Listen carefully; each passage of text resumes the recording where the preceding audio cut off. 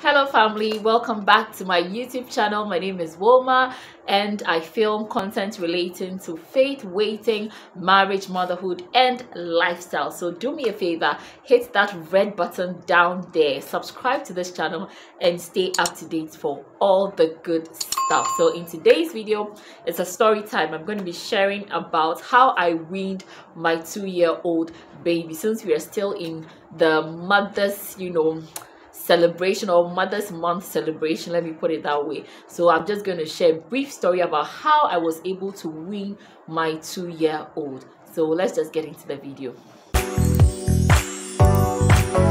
So in our part of the world, if you didn't know, I'm filming from Accra, Ghana. And in our part of the world where everybody thinks they have an opinion when it comes to your fertility, your conception, pregnancy, parenting and everything that has to do with family life, people do not necessarily mind their business. So again, in this part of the world, you find people asking, hey, how long are you feeding him? Are you not done breastfeeding? Hey, why are you still feeding him? Or how long do you plan to feed him? So many questions, especially relating to breastfeeding. But right from scratch or inception, my husband and I wanted to, give this miracle baby the best when it comes to breastfeeding. So we decided on 2 years, and it was going to be a bit easy, or so we thought, because I'm still working from home, so obviously I have more time to bond with him, get him to feed directly whilst I'm also getting to bond more with him. That's how the whole journey started. Now, I know breastfeeding has a lot of advantages, okay? I'm not by any means a medical expert, so let me put a disclaimer right here. I'm not a medical expert, but I know that breastfeeding makes your child super intelligent. It makes your child kind of immune to certain diseases, especially when they are young. You are also able to bond more with the baby when you breastfeed, especially from 6 months upwards, okay? You know that breast milk also gives very flawless skin. So personally, I realized my child's skin is quite flawless. His color, and I guess obviously because he breastfed for 2 years, 1 week. Yes, you heard me right. I dashed him 1 week beyond the 2 years. Now, it is not uncommon to find mothers shying away from the 2-year breastfeeding journey simply because of a lot of reasons, okay? It could be work related.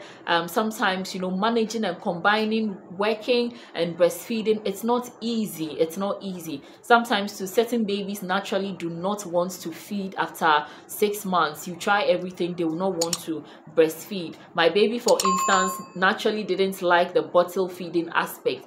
Okay, you pump in a bottle, he will take it. The first 6 months he took it, but after the 6 months, once he sees you are there, he wants to latch on the actual handy breast to suck and feel he's satisfied, as if when he drinks from the bottle he's not satisfied. I would have to ask him that when he grows up.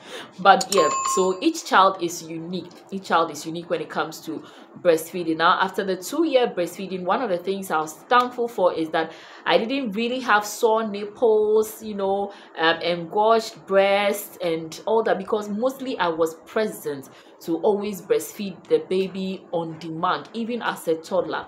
Now, yes, a few times after he was about 1.5 years, I had a few nasty comments from certain people that, why are you still breastfeeding this old man? This old man with his long teeth, and you are still breastfeeding him, and a whole lot. But at that point, I was very confident. I knew what I wanted. Okay, my husband and I had already decided we wanted to do this 2 years. And as difficult as it sounded at the time, because yes, most times I was lacking sleep, because he would not sleep throughout the night. He would wake up almost every 2 or 3 hours from the first day till about 8 months. Then after the 8 months, he would wake up at least twice in the night to feed, till he was about 2 years. So I was doing that consistently. So you can imagine, at a point, naturally it took a toll on me. Somewhere in November 2020, I felt very sick, because obviously it was quite stressful and all that. I started losing weight. The breastfeeding makes you lose weight if you are really feeding well or feeding the baby well, but if you are not eating well to replace, you might end up losing a lot of weight. So you also need to be mindful of how your dieting is during the breastfeeding stage. Now to the juicy part. The journey to getting my son off breast milk was not easy. We started off, I think, with aloe vera. We tried aloe vera. We learned a flagell to rub at the tip of the nipple to see if it will make it bitter for him. But Mercy said no. This child of mine still did not taste the bitterness, and once that first taste weans off his mouth, he's back on the breast and all that. So after some time, we were just contemplating what to do. We were told that, okay, within the night we should try not to feed him, and he would not allow. He will fight, strangle me. He wanted the breast milk. So at some point, I think towards the ending of December, my husband and I decided that, okay, let's split. So we'll sleep in different rooms. Whilst he's with the baby in one room, I'm also in a different room. And then at least throughout the night when he cries, there will be no feeding. He will try to give him water or something, but at no point would he bring him to me. Some days it was difficult, and so he would bring him to me. Well, a few times I felt my breast quite heavy, but not really engorged per se. And so yes, I think that after some time he was getting used to the idea. And also we also started I think within the daytime we wouldn't feed him, and then during the nighttime we'll feed him once or so at some point. So this journey, or trying to wean off the baby, it's not straight jacket. Every child is unique. So do what you feel makes you okay. Do what you feel makes the baby okay. Prioritize yourself, because at some point I also felt my sleep. I needed to prioritize my sleep. Even though he wasn't giving up on the breast, I needed sleep. So my husband also understood that 2 years of no sleep, now it's time for me to also get some body rest. So he was very helpful with that, and he would try and get him to sleep. Okay, even when he wakes up in the night, he would definitely try and get him to sleep so that he doesn't he's not too hungry. He will replace it with something else for him to feed on. Yes, so basically that's how. And after, I think basically after 2 years and 1 week, finally we said bye-bye to breastfeeding, because by then he was able to play. It sounded like he has forgotten. Sometimes, even till date, sometimes a few times he would come holding the breast, wanting to, put his mouth on it and all that. Some days he doesn't remember it at all. He's 2 years 5 months now, and boy, what a journey it has been. So if you are trying to wean off your baby, just get a few of these pointers I've shared. Try sleeping in separate rooms. Try replacing nighttime feeds with actual liquids, maybe milk or artificial milk.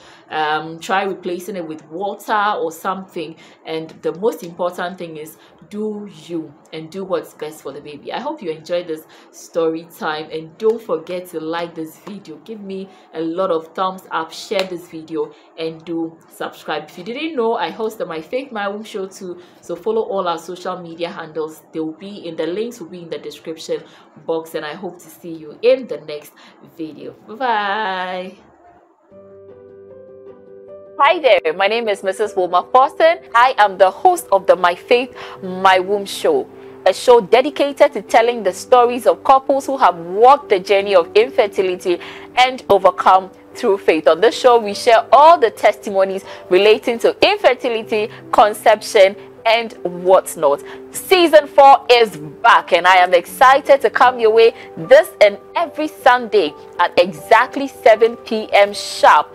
Make a date with us on our Facebook page, My Faith My Womb, and you can also follow our YouTube channel, Divine Media Online TV, to be notified of our videos when we upload them.